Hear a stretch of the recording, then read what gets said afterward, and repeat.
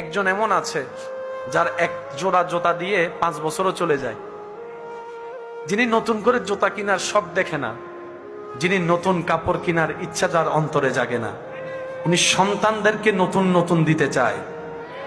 অনেক বাবারা আছেন ভিতরের জামাটার মধ্যে গেঞ্জিগুলা ফুটা ফুটা হয়ে গিয়েছে, কিনার তৌফিক থাকলেও কিনতে চায় না, বলে যে 2টা টাকাও যদি জমাতে পারি আমার ছেলে মেয়ের জন্য আমি কিছু ভালো করতে পারবো।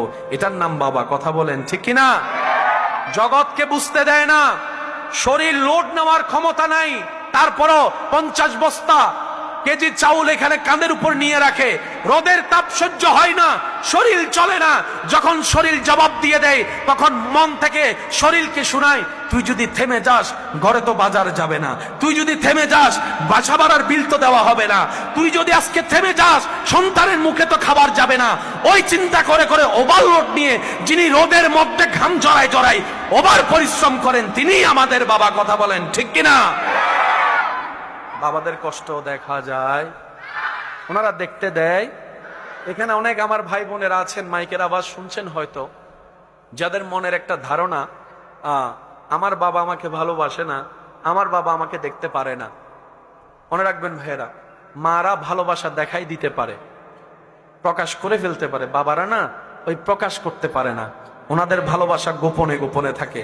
মনে রাখবেন, মা ভালোবেসে জড়ায় ধরে 2 ফোঁটা চোখের পানি ফেললেই আপনি বুঝতে পারছেন মা আপনাকে ভালোবাসে, বুকে রাখে। মা আপনাকে বুকে রাখে, আর বাবা পুরা পরিবারকে আগলায় রাখে। সুবহানাল্লাহ শুনি নাই? আরেকটু জোরে বলেন, আরেকটু জোরে বলেন। মা যদি ঘরের পিলার হয়, বাবা হচ্ছে ছাদ। আরো জোরে। পিলার মা, ছাদ বাবা।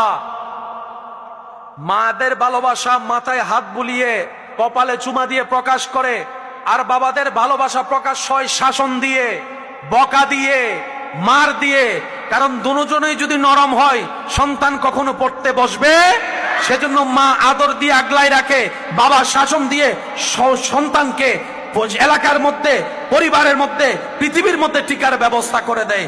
মার আদরে সন্তান মাথার উপর উঠে, পড়তে চাই না, বাবার শাসনে সেই সন্তান নাম শুনলে পড়তে বসে যায়। সিস্টেমগুলো করে দিয়েছেন কে? সেজন্য এই জিনিসগুলোকে মাথায় রাখার চেষ্টা করতে হবে আমাদের। মাও ভালোবাসে মায়ের মতো, বাবাও ভালোবাসে বাবার মতো। কারোটা দেখা যায়, কারোটা দেখা যায়। আল্লাহ তাআলা আমাদের সবাইকে আপন আপন জায়গায় মা বাবার সেবা করার তৌফিক দান করুন। যাদের মা বাবা এই পৃথিবীতে নেই, তাদের কবরের শান্তিতে থাকার জন্য সন্তানদেরকে ব্যস্ত সময়ের ভিতরে দোয়া করার আল্লাহ ব্যবস্থা করে দিন বলি আমিন।